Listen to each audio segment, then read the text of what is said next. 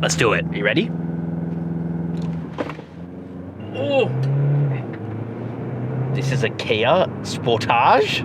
Jacob, I'm mad. Bloody hell, that was a bit loud. Yeah, people keep bloody wasting their money. Stop wasting your money. This is exhibit A of why base model is best model.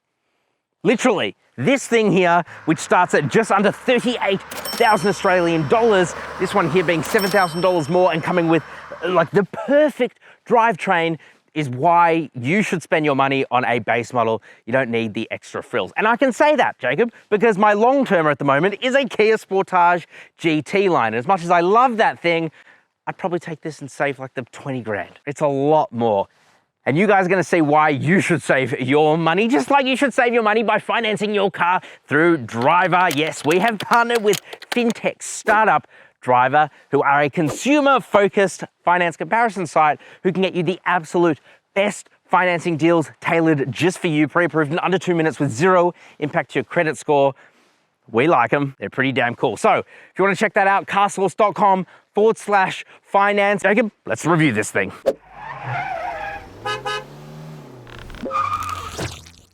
Jacob, mate, often you can tell when a car is a base model. You cannot tell with this Sportage. I put them side by side, my long-term and this one.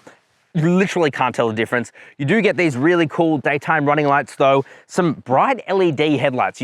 I'm shocked that this thing has LED headlights. It does have incandescent bulbs, but who really cares? Love the grille. I think it's really cool. Kia badge there. You got a weird splitter down the bottom and a radar. That is also connected to this camera up here. This thing is really safe as standard, which is huge. If you want to read more about that, head to our website, carsauce.com. We have a full live written article of this thing up right now.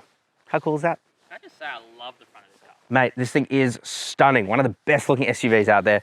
Look, these alloy wheels here, 17 inches, they do look comically small, but it's amazing to have. I like their design, it's actually pretty cool, but you do have some thick rubber, and that is going to be amazing for on-road driving, just more cushion as you're driving along, as you'll see. Now, check this out, Jacob. Lock the car, mirrors fold in. Auto-folding mirrors on a base model? Yeah, like we had an Alfa Romeo Stelvio, that didn't even have that, so there you go. But it doesn't have keyless entry. You do have to use the key, but you can pretend. You can press it at the same time. Look. Oh, look at that. Keyless entry. You got some scratchy plastic down the bottom. I mean, every SUV has that. You've also got some roof rails up top and a cool pattern here.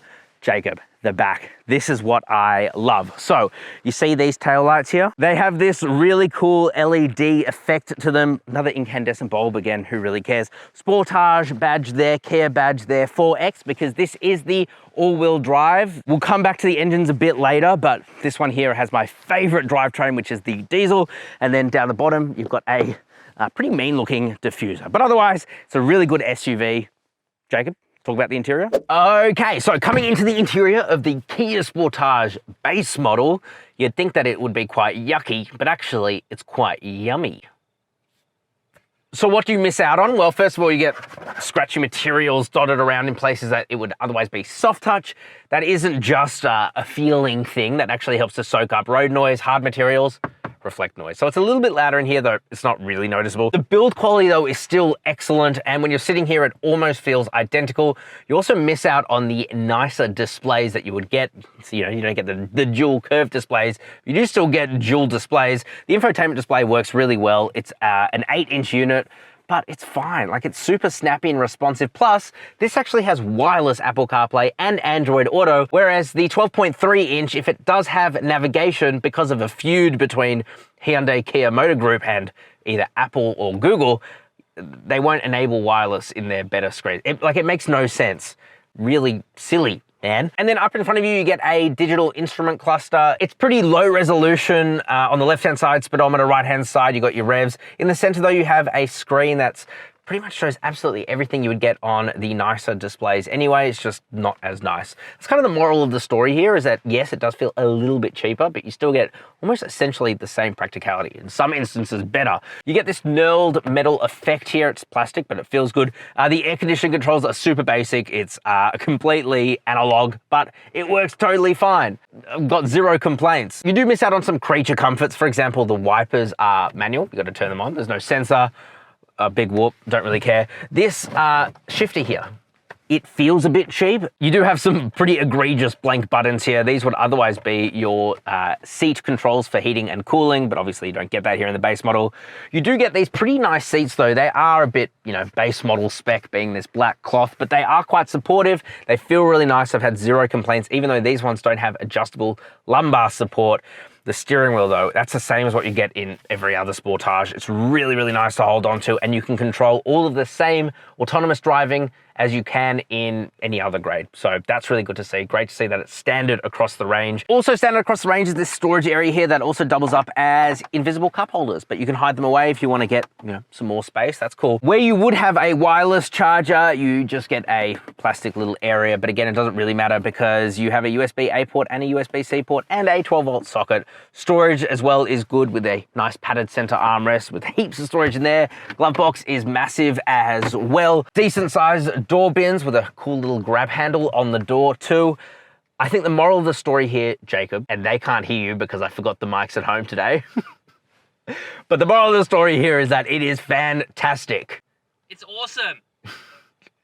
It's awesome. Also, speakers in here, not the greatest, but they sound pretty good. Should we check out the back seats? Let's do it. Man, I love it back here. It's pretty great. It's pretty great. This is my normal driving position. I sit pretty far back.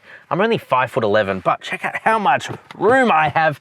Heaps of headroom, heaps of toe room as well. And best of all, my legs are at a good angle. That means that sitting back here is not a bad thing at all. It's actually really comfy. You've also got the same nice padded cloth. I was about to say leather, but it's definitely not that. You've got a couple of air vents here and a wide gaping mouth. It kind of looks like a screaming face, you know, the kind of person that kind of wakes up every day to review a car and then eats and then goes back to sleep, and the cycle just continues. You can never really break the cycle. You can never really break that cycle of pain and torture. Otherwise, it's actually quite nice back here. Look at this. Ooh, a little center armrest with a couple of cup holders. And check this out, Jacob. Oh, I'm gonna have a nap. That's sweet. It's got like multi-stage. This is scary. Multi-stage like seat reclining. Love it back here. Super practical, just as practical as every other Sportage. You're really not missing out that much. Except there aren't any ways to charge anything back here. That sucks. Shall we check out the practicality? Jacob, everyone's favorite topic is this. Boot space. Gas struts here on the base model. Works totally fine. Looky here, Jacob, it's over 500 litres of boot space. Bloody hell. Yeah. Pretty decent. If we lift that up, you get a full-size spare wheel.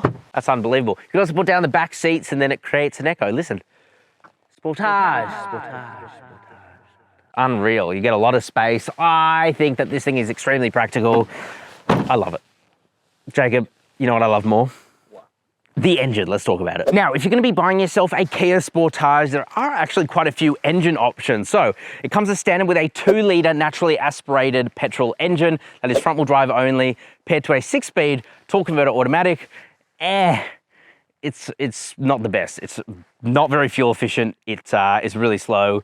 I don't really like it. Then you've got another petrol engine, a 1.6-litre turbocharged petrol engine. That thing is actually quite fast. It is all-wheel drive, but it does send power through a 7-speed dual-clutch transmission. And unfortunately, that transmission is just not the best because it's quite lurchy around town. Really not the best if you're just, you know, going from point A to point B. This is my favorite engine. This is option with it, $7,000 option, but so worth it. Not only do you get all-wheel drive, not only do you get an 8-speed torque converter transmission, very good, you also get a 2-litre turbocharged diesel engine that actually feels quite quick. Genuinely, this thing is surprisingly fast, as you'll see when we time the launch in a second. Now, it might only pump out 137 kilowatt of power, but it pushes 416 Newton meters of torque. That is a huge amount of torque. So this thing feels actually really sprightly. And Jacob, what better way to test that than by...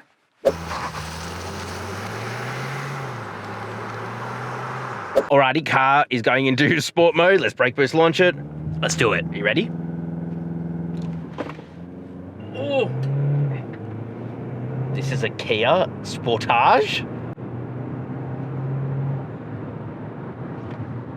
Oh, 0 to 100 in 8.46 seconds. That's pretty bloody good. Let's drive this normally. Okay.